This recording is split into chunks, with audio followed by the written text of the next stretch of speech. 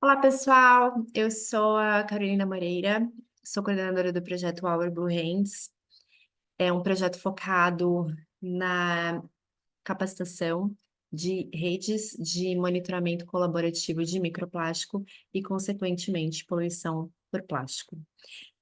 O material que eu vou compartilhar hoje faz parte da aula 3 do curso Microplástico, Natureza, Ocorrência e Impacto Ambiental, um curso que está sendo oferecido pelo professor Walter, da Universidade Federal de São Carlos, em parceria com o Ocean Teacher Global Academy, ou TGA. A aula é focada no estudo de caso para monitoramento de ambientes costeiros, para compartilhar um pouquinho da nossa experiência enquanto projeto de monitoramento de poluição. Antes de começar, de adentrar o tema, eu gostaria de fazer um background, né, da onde surgiu e quais foram os motivos que nos levaram a trabalhar especificamente com o monitoramento de microplástico. Bom, o projeto, ele nasceu, né, e cresceu em Santa Catarina, especificamente em Florianópolis, né, no litoral centro-norte de Santa Catarina. Em 2020, muito influenciado pelo que estava acontecendo sendo estudado na época no Reino Unido e na Austrália. A metodologia que o projeto usa, ela foi desenvolvida, né, pela Universidade de Portsmouth e amplamente divulgada no Reino Unido também pela ONG Just One Ocean, através da The Big Survey of Microplastic.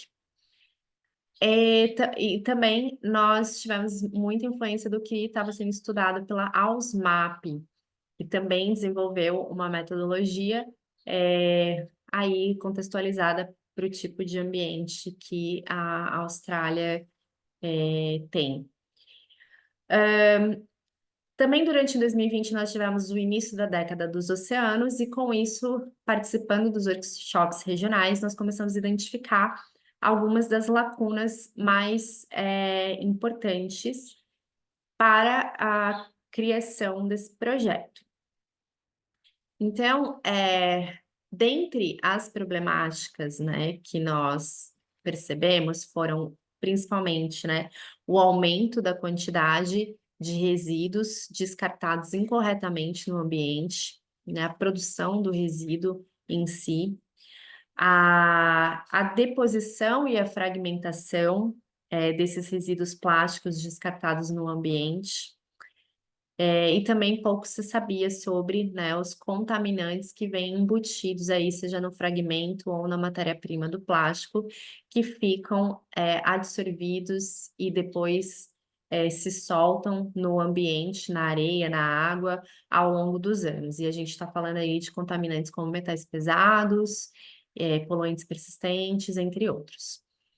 Então, pouco se sabia, né? E cada vez mais, nos últimos anos, a gente tem um aumento acelerado do estudo de pesquisas de microplástico e seu impacto não só na natureza, nos animais, mas também no corpo humano. E eu gosto muito desse gráfico do trabalho da Ivar do Sul e da Costa de 2014, que é, na verdade, um grande compilado de todos os dados que foram levantados. Então, são muitos trabalhos onde foram compilados nesse gráfico. E o que a gente olha, tá? Um breve resumo. A gente tem aqui os ícones. Então, os ícones de preto são fragmentos em terra, os ícones em branco, né, não preenchidos, são fragmentos, são microplásticos em água, desculpa. As estrelinhas são os fragmentos, os quadrados são as fibras e os pellets são os redondos. E aí a gente tem do menor quantidade de item, quanto maior é o ícone, maior a quantidade. Olhando para o gráfico, o que a gente vê? Não só a interação, a gente vê que existem também ícones de animais, então, assim, os pontos onde a gente tem mais interação entre biota e microplástico, tá? Principalmente a região do hemisfério norte. E pode perceber também que a gente tem uma concentração desses resíduos tanto próximo às maiores massas de terra, né, que são as maiores áreas mais populosas, inclusive, aqui a gente vê Europa, norte da África também, tá? Toda essa região aqui, muita fibra, principalmente na água, e a mesma concentração, né, aqui na região já da América, entre América Central, aqui, e também América do Norte. Nessa região a gente tem muito fragmento, né, e também a gente percebe a concentração, principalmente nos giros, nas zonas de convergência, né, que a gente chama, que é o quê? A confluência de todas essas correntes, principalmente ali do Pacífico Norte e do Atlântico Norte. Então, regiões mais populosas, regiões com maior descarte e um enfrentamento desse desafio da produção desse resíduo e constantemente, consequentemente, microplástico na região do hemisfério norte. E outra questão interessante, que são países que têm um poder aquisitivo maior também. Então, poder de consumo igual quantidade de geração de resíduos, tá? Vocês podem pesquisar esse trabalho, que é um trabalho que você vai acessar esse conhecimento um pouco mais completo, mas aqui a gente já consegue entender, de fato, né, qual é o tamanho da crise global. Estamos, então, imersos aí na questão do microplástico, não só o ambiente, mas também dentro de nós. E foram esses motivos que levaram o projeto a tentar entender na nossa costa como que estava distribuído, né? Ou qual era a real situação da, ainda que não existisse um diagnóstico sobre essa situação. Então, a gente começou a trabalhar com ciência cidadã, ou seja, ensinar as ferramentas importantes para que qualquer pessoa com um conhecimento básico pudesse adquirir, fazer a aquisição desses dados e um dado de qualidade, porque era um protocolo fácil, uma baixa infraestrutura, uma alta replicabilidade, que podia não só, né, empoderar essas comunidades, essas pessoas, como também nos dá, né, essa troca de uma informação de alta qualidade.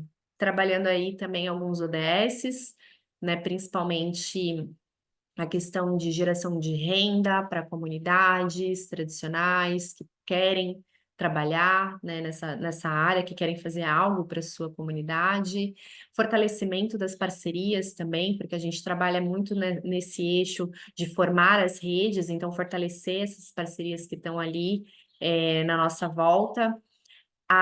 Traz também essa noção, né, de por que que esse resíduo está aqui, qual é a minha parcela de responsabilidade nesse resíduo que está aqui, que não fui eu que deixei, mas eu estou tirando porque alguém deixou, porque chegou aqui de alguma maneira.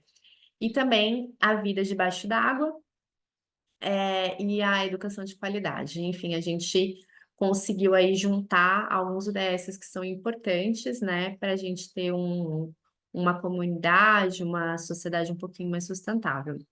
E hoje em dia, vários observatórios marinhos, eles estão incorporando já essas métricas de poluição marinha, tá? Então, ou seja, existem programas de monitoramento ambiental não só focados em poluição, mas que são focados na biodiversidade, por exemplo, e que eles têm que fazer um acompanhamento se tinha resíduos, se não tinha, né? Por quê? Porque existe uma comunidade interessada e hoje a gente acredita muito no co-design, ou seja, na construção em conjunto de projetos para que a gente possa chegar aí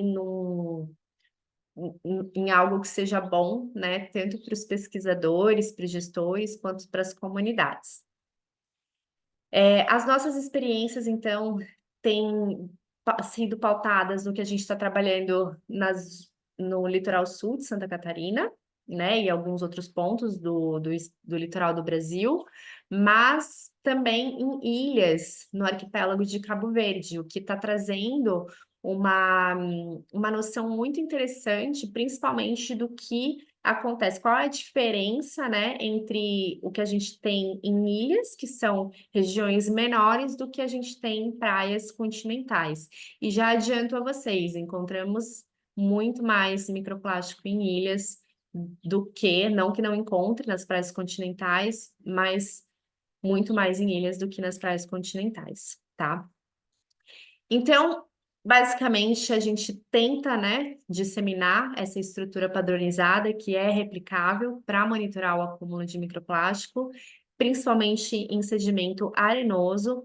E aí a gente cria, né, esse núcleo, essa rede de cidadãos que são mais engajados e aí a gente trabalha também outras ações, como as limpezas de praia, né, a educação ambiental, a gente trabalha com as escolas, mas o nosso foco principal é fazer o levantamento aí desse estado e qual é o tamanho do impacto, tanto na água quanto no sedimento arenoso, né?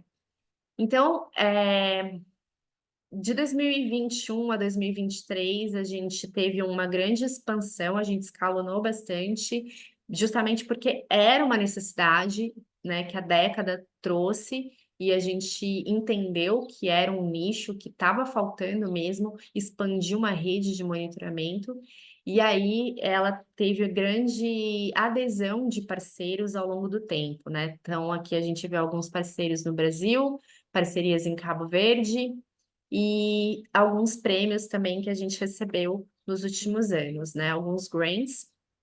Esse ano, agora de 2024, a gente já recebeu mais 2 grants, um do Jeff, para trabalhar em mais 2 ilhas, em Cabo Verde, e mais um prêmio da Earth Guardian para a gente conseguir fazer monitoramento na água, né? Principalmente perto de produtores de pescado, marisqueiras e aquicultura em geral. Então, fora esse curso que, né, vocês estão tendo acesso, que é a parte teórica da situação, né,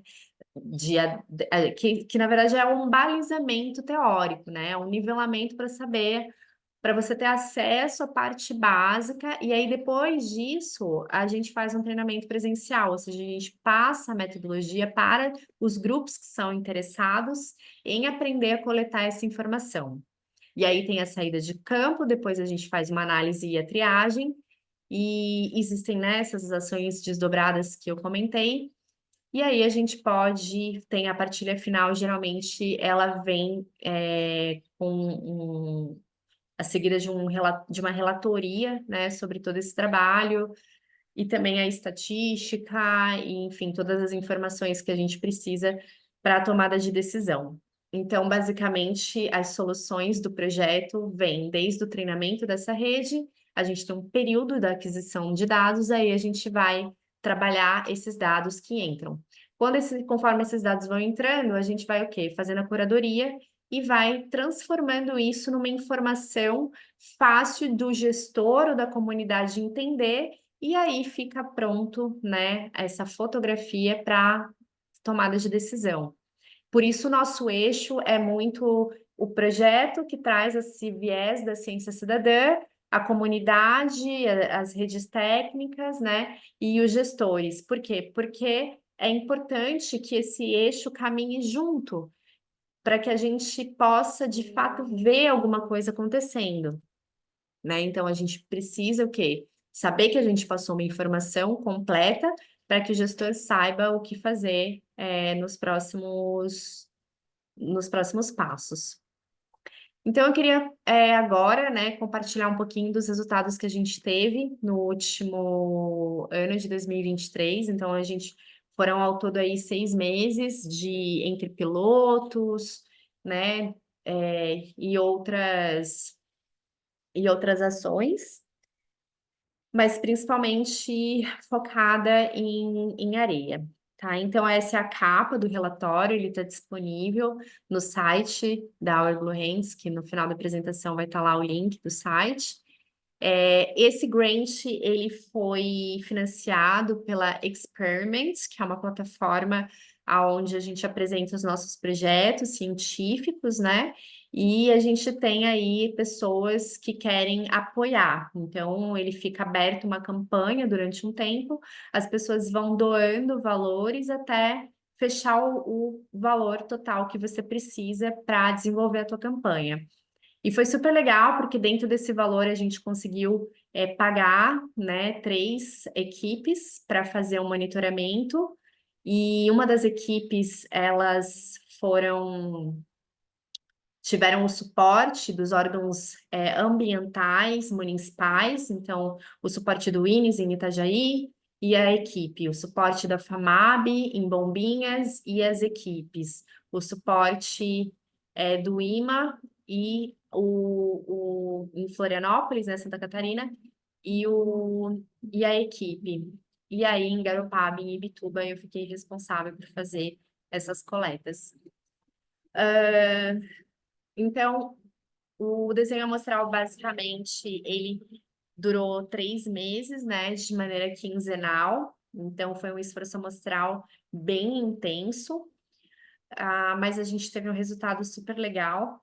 E também queria trazer de que uma das, né, em Bombinhas, principalmente, a gente optou por escolher as mulheres pescadoras, né, da colônia Z22, e foi muito legal ver o empoderamento dessas mulheres, né, frente a um problema que elas lidam diretamente ali na pesca, né? Elas estão em contato com aquilo, e aí todas as ações que tiveram, né, de ida, escola, palestra, a gente tentou o máximo possível colocar esses atores à frente, que esses atores é que passassem a palavra e não o meu caso, que fiquei mais como uma assessoria técnico-científica atrás.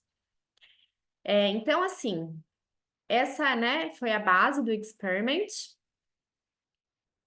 Deu uma travadinha aqui. Então, aqui para vocês darem uma olhada, tá? Esses foram os municípios que a gente trabalhou. A gente teve, então, uma praia, né? A Ferrugem é pertencente a Garopaba, a Praia do Rosa Norte pertencente ao município de Imbituba. Em Florianópolis, a gente teve 2 pontos, o Moçambique, no canto norte, Canto das Aranhas, e o final da Orla, né? Ali no Moçambique, na Barra da Lagoa.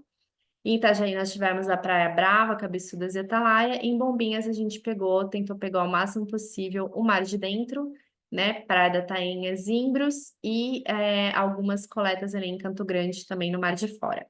Durante esse processo, tá, de coleta, o que a gente registrou? Foram ao menos 691 registros de diferentes tipos, tá? Então, de micro e mesoplástico, ou seja, de 1 a 5 milímetros e de 5 a 25 milímetros. Ao todo foram realizadas 36 campanhas de monitoramento na costa de Santa Catarina entre março e junho de 2022. Então, a gente pegou ali, né, entre outono e inverno, que é a região de Santa Catarina, o litoral, ele é uma região ciclogenética, ou seja, a gente tem não só a passagem dos ciclones tropicais, mas também condições favoráveis à formação desses sistemas que são cada vez mais extremos, ou seja, a gente tem uma queda da pressão atmosférica, e isso gera muita energia, muitas vezes está relacionado à temperatura da superfície do mar.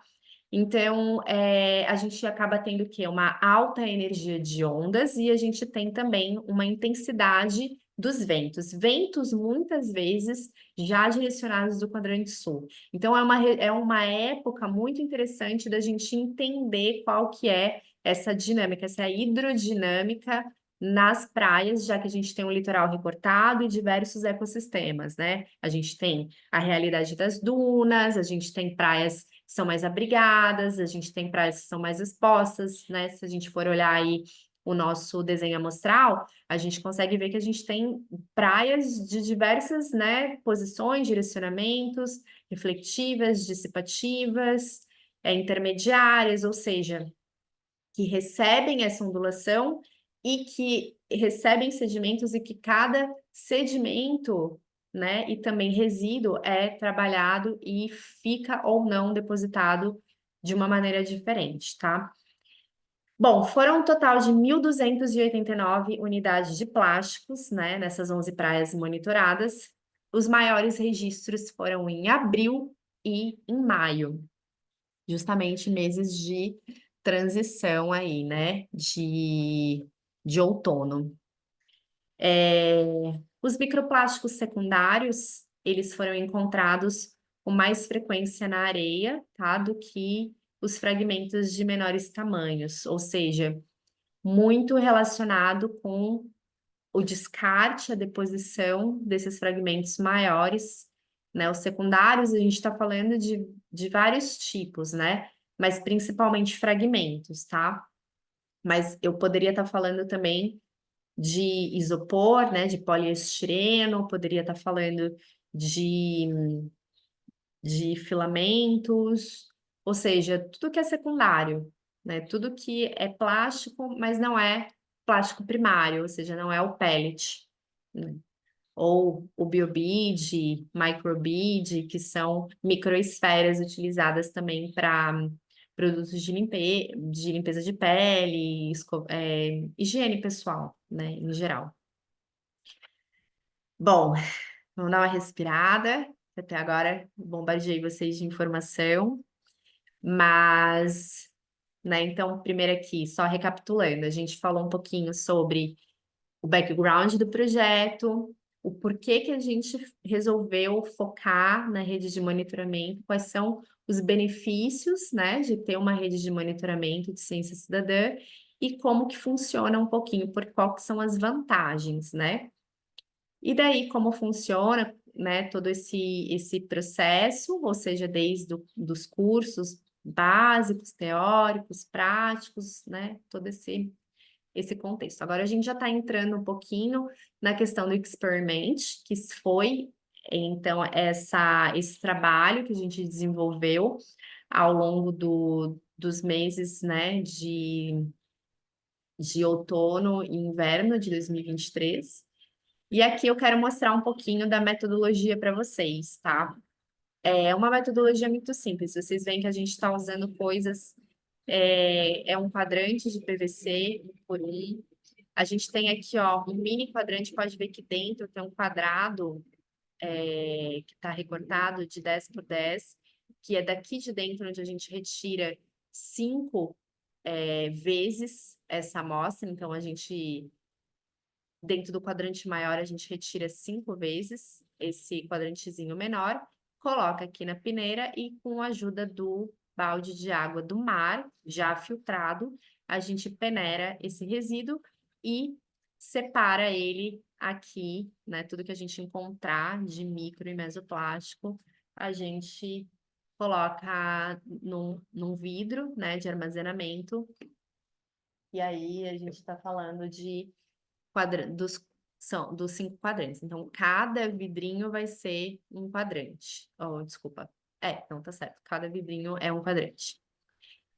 Então, podem ver que aqui a gente tem as equipes, né? Aqui a gente consegue ver bem a linha da maré, tá vendo? O desenho da maré tá muito perfeitinho aqui. Então, né, nessa linha de deixa, exatamente que a gente vai fazer a coleta, porque é onde a maré depositou.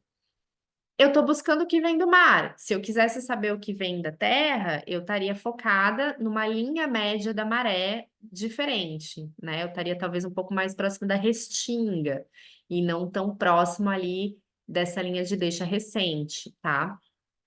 Para o projeto, é interessante descobrir o que vem do mar, o que é que está vindo ali do mar e que está ficando, tá? Pode ser do rio também, a gente tem uma influência grande aqui, essa é a Praia do Atalaia, em Itajaí.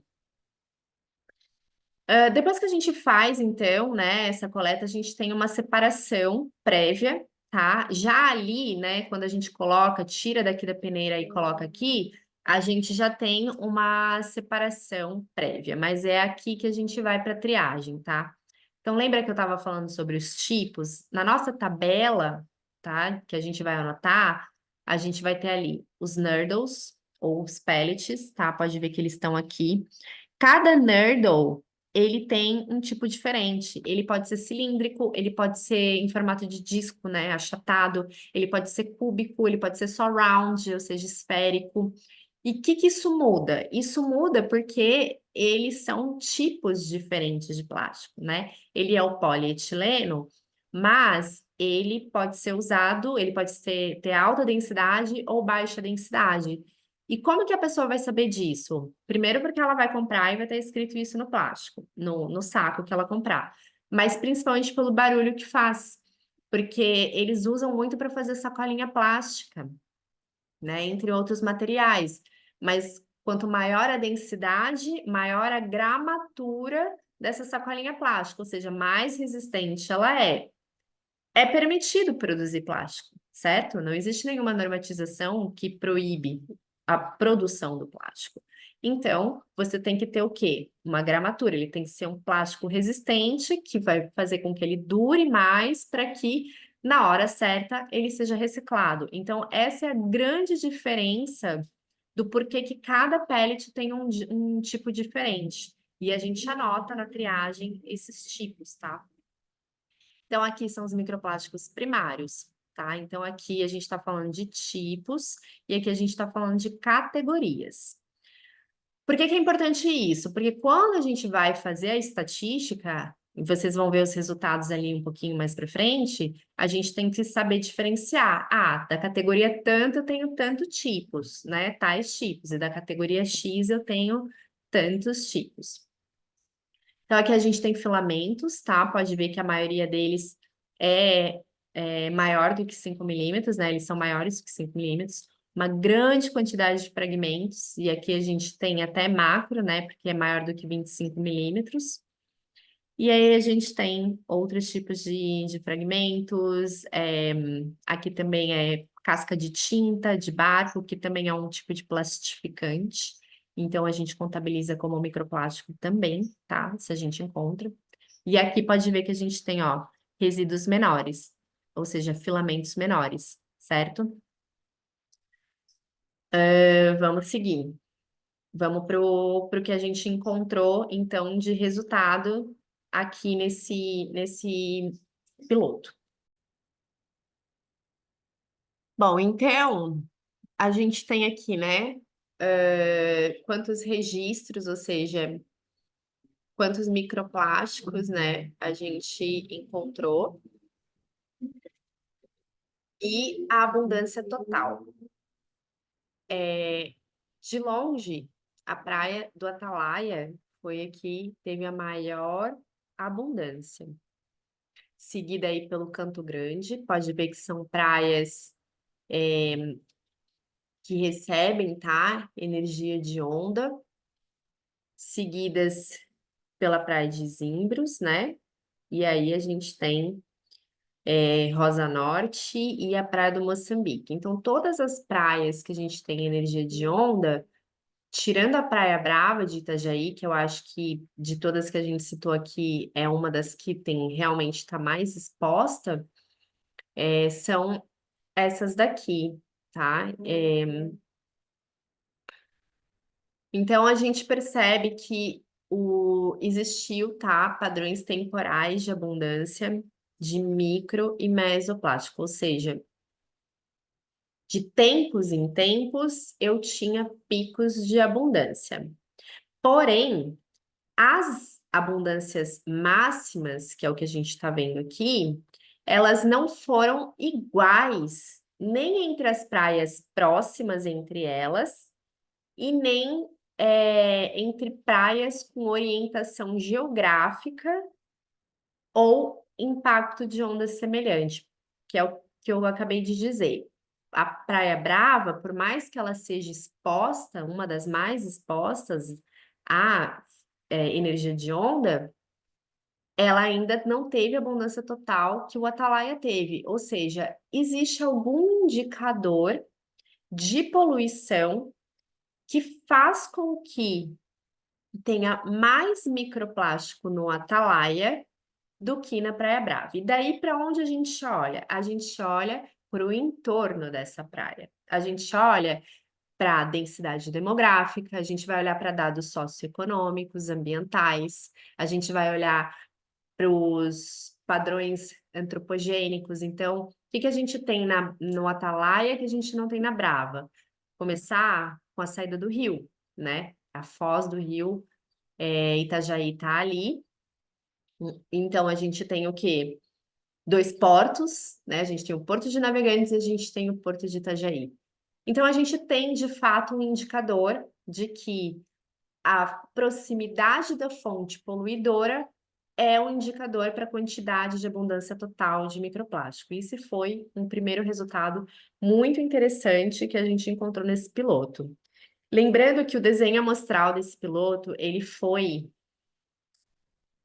quinzenal durante 3 meses, e a gente conseguiu entender alguns indicadores. Então, imagina se a gente faz, de fato, um monitoramento aí de médio e longo prazo, a quantidade de informação que a gente não vai ter, né? Então, vamos seguir aqui, só deixando que os ingleses, ele teve somente uma amostragem, né? A gente não teve uma equipe que conseguiu se deslocar de fato até os ingleses. Então, basicamente, né, não é um fator super relevante, apesar da gente ter encontrado, né? Mas aí a Praia da Tainha foi uma das que a gente menos encontrou microplástico, o que é um fator interessante. Lá é uma região mais realmente focada para pesca, né? Então isso já é um dado positivo. Mas a Cabeçudas, tá? Foi uma que a gente também teve menos microplástico encontrados. Vamos seguir aqui. Então, aqui a gente está dividindo por categoria, tá? Então, eu quero saber o quê? Qual é a frequência relativa de categorias de microplástico encontradas? Lembrando que microplástico primário é o microplástico manufaturado, é o que vai, é a produção primária, né? É o que vai produzir outras coisas a partir dele. E o microplástico secundário são os fragmentos ou diferentes tipos, tá? O mesoplástico também são esses fragmentos, diferentes tipos, como poliamida, que é o nylon, poliestireno, que é o isopor. A gente tem a borracha, né, o EVA, filme, plástico filme, né, esponja, também são conhecidos, né, como os microplásticos, e eles entram aí tanto no secundário quanto no mesoplástico, lembrando que secundário ainda é tudo que vai de 1 a 5 milímetros, e o mesoplástico é tudo que vai de 5 a 25 milímetros. Então, em Itajaí, nas praias de Itajaí, a gente percebe que existe de fato até uma certa homogeneidade, tá? Na proporção da categoria encontrada. Então, tanto para microplástico secundário, quanto para primário e mesoplástico, tá? Em Bombinhas, na Praia da Tainha, a gente percebe que existe mais mesoplástico e microplástico primário, sendo que Canto Grande, desculpa, tá escrito errado, é Canto Grande e Zimbros tem aí uma homogeneidade. Já em Florianópolis, os microplásticos secundários, eles são a grande maioria. A gente tem muito fragmento, a gente tem muito filamento, a gente tem muito tudo, outros tipos de isopor, mais do que os pellets, né? Pelo menos nos pontos onde foram monitorados. Isso não quer dizer que não tem pellet, tá? Quer dizer que tem mais de um do que de outro. E também esse mesmo cenário se repete em Garopaba. Então, o que a gente percebe aqui? Que do centro-norte para o sul, a gente tem mais microplástico secundário, né, encontrado com maior frequência, ou seja, que varia aí de 51% a 83%. Enquanto que de Bombinhas, né, que seria centro-norte para cima, né, para o norte, a gente encontra houve maior ocorrência de microplástico primário, né, pelo menos maior ali do que em relação ao centro-norte para o sul. E aí a gente volta para a questão de que do entorno, né? O que eu tenho no entorno das praias do centro-norte para o norte que eu não tenho no sul? E a gente tem o quê? indústrias transformadoras de plástico. Santa Catarina não é um estado produtor de plástico, mas ele é o segundo maior transformador de plástico. E isso diz muito, os nossos dados relatam, de fato, isso que a gente está encontrando, tá? Por quê? Quando a gente não encontra uma resposta específica no ambiente, a gente vai olhar para o entorno desse ambiente para tentar responder as nossas perguntas. Agora, falando um pouquinho sobre a variabilidade, né, em relação ao tempo, a gente percebe justamente isso sobre a proximidade da fonte poluidora, então a gente vê os picos, né, de abundância sem variação na Praia do Atalaia, enquanto que todas as outras praias a gente encontra pelo menos um pico de abundância, tá? Então a gente tem variação dessa acumulação nas praias, porém, algumas praias ela tem esse pico mais pronunciado. Por exemplo, em Zimbras a gente teve um evento em específico que se destacou das demais coletas, enquanto que no Atalaia não importa se foi feito em um mês ou em 15 dias, ali continuou alta a incidência de microplástico.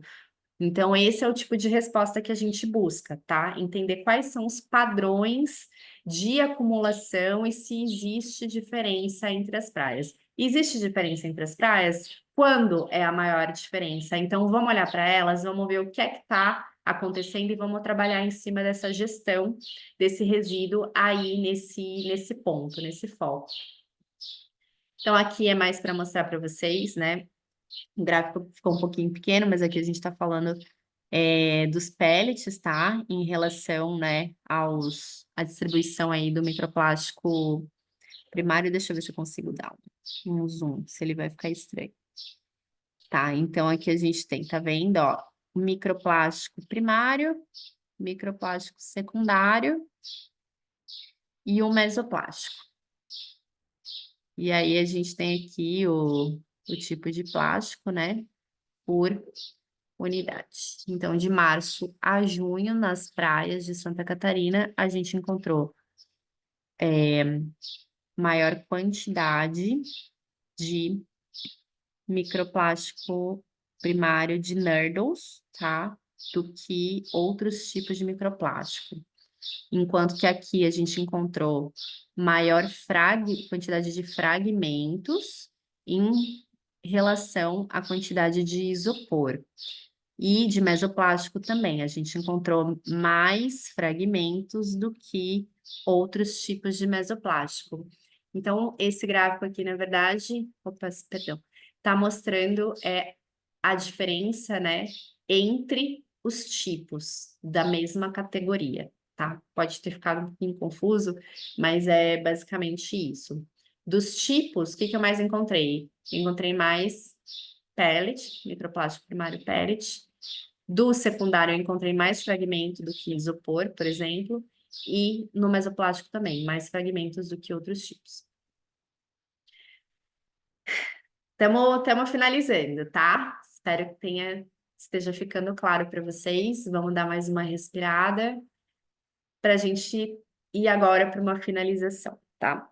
Bom, a gente sabe que a costa catarinense, a costa do Brasil em si, ela é muito grande, né? As realidades estaduais, locais e a dinâmica do litoral é muito diferente em cada parte. Por isso, é um desafio, né, gigantesco trabalhar o monitoramento.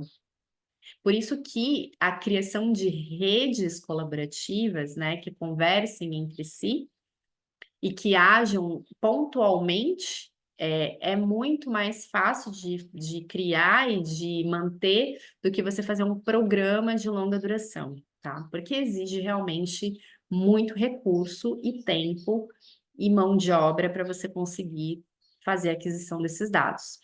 Porém, existe muita falta de dados e informações sobre lixo no mar, né? Então, a gente realmente precisa olhar para esse ponto com atenção.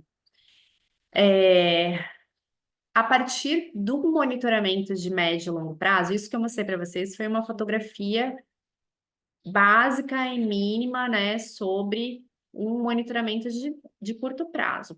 Porém, um de médio e longo prazo, a gente consegue, de fato, ter aí indicadores de qualidade ambiental, né, que é o que a gente busca e é o que a gente deve entregar até o final da década dos oceanos, é um dos objetivos, criar os indicadores de qualidade ambiental. Esse projeto, Our Blue Hands, ele traz oportunidade de tornar permanente esse canal de comunicação entre ciência e gestão, em fortalecer governança e parceria, ainda que o projeto não esteja ativo, a rede já está formada e pode ser utilizada para a implementação de novos protocolos, tá? Quando a gente aproxima a gestão de informação, a gente também consegue criar um canal ali para o ambiente público, né? E aí a gente também tem esses pontos focais que são agentes de transformação, né? Que podem implementar aí diversos pilotos. Bem, as perguntas que eu deixo aqui para vocês pensarem no ambiente de vocês, tá? Como eu implementaria um monitoramento na minha região, ou uma rede de monitoramento? Primeiro de tudo, eu preciso saber: existe interesse local e regional para manter essa rede de monitoramento ativa? Né? Quais são os meus recursos, os financiamentos disponíveis, a infraestrutura para isso? Quem pode apoiar essa iniciativa de monitoramento, né? Quem são os meus atores sociais de médio e longo prazo? Quem são as redes que vão pegar junto, que vão fornecer ali pelo menos o transporte para as equipes, a estrutura para triagem, né? Como que isso vai se desenvolver? E aí também, né, existe, né, a recomendação de que a gente, né, o projeto ele vê como essa articulação, né, essa promoção de potenciais parcerias para que seja sustentado um monitoramento de longo prazo, ela tem, ela é um trabalho contínuo, né? Não é a gente fez aqui um piloto, não, ela é sempre o manejo, a manutenção dessa comunicação, a manutenção desse laço, né, para que a gente possa aí continuar fornecendo esses dados padronizados de alta qualidade. Hoje, o projeto ele está construindo um dashboard, né? Eu estou desenvolvendo um dashboard com todos os dados que foram coletados até hoje. Então, em breve a gente vai ter aí uma facilidade de acesso. A gente vai poder ver tudo isso aqui que a gente coletou também desde 2020, o que a gente está coletando em 2024, em Cabo Verde, em Moçambique. No litoral de Santa Catarina e aí em outras partes do litoral que a gente está fazendo articulação, para a gente poder, de fato, ter acesso a esses dados e criar relatórios cada vez mais qualificados, né, para a tomada de decisão. Qualquer dúvida, qualquer coisa, vocês podem entrar aí em contato com a gente, conhecer um pouquinho mais do projeto nas redes sociais e no site. Bem, ficou faltando uma parte que eu acho importante, que é a parte, de fato, da separação e da triagem, tá? A gente pode conversar disso na aula síncrona, falar um pouquinho sobre esse manejo dessa amostra, né? Seja em casa, dentro do escopo da ciência cidadã, ou também em laboratório, onde a gente tem todos os aparatos e equipamentos aí para fazer uma análise mais aprofundada, tá bem? É isso. Foi um prazer estar aqui com vocês. Eu espero que vocês tenham gostado desse compartilhamento, desse conteúdo, e a gente se vê já já na aula síncrona. Até mais e um bom estudo para vocês.